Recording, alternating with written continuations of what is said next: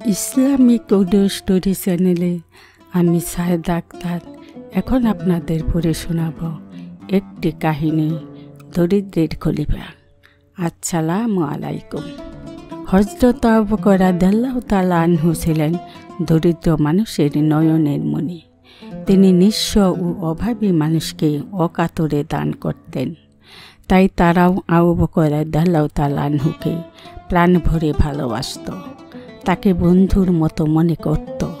হযরত আবু বকর রাদিয়াল্লাহু তাআলা আনহু সুযোগ পেলেই অসহায় মানুষের পাশে গিয়ে দাঁড়াতেন।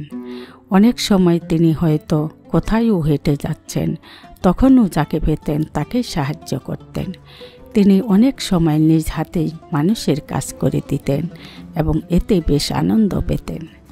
খলিফা নির্বাচিত হওয়ার আগেও এসব কাজে তিনি প্রচুর সময় ব্যয় করতেন। তিনি এখন মুসলিম দুনিয়ার বাদশাহ।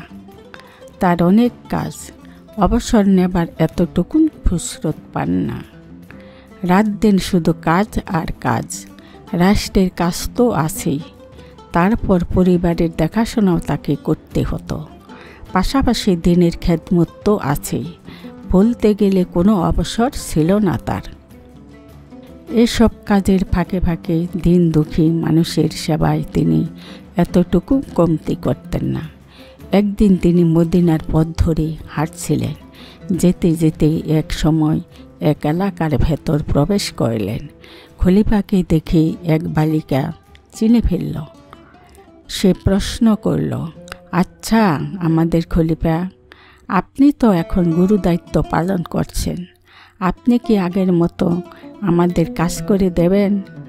আপনি কি আমাদের বকরির দুধ দইয়ে দিবেন? আবু বকর রাদিয়াল্লাহু তাআলা আনহু অতিশয় কোমল ও সুন্দর মনের মানুষ। আবু বকর রাদিয়াল্লাহু তাআলা আনহু অতিশয় কোমল ও সুন্দর মনের মানুষ। তিনি বালিকার কথা শুনে মৃদু হাসলেন। তারপর বললেন, খোদার কসম, আমি তোমার বকরির দুধ অবশ্যই দুয়ে দেব।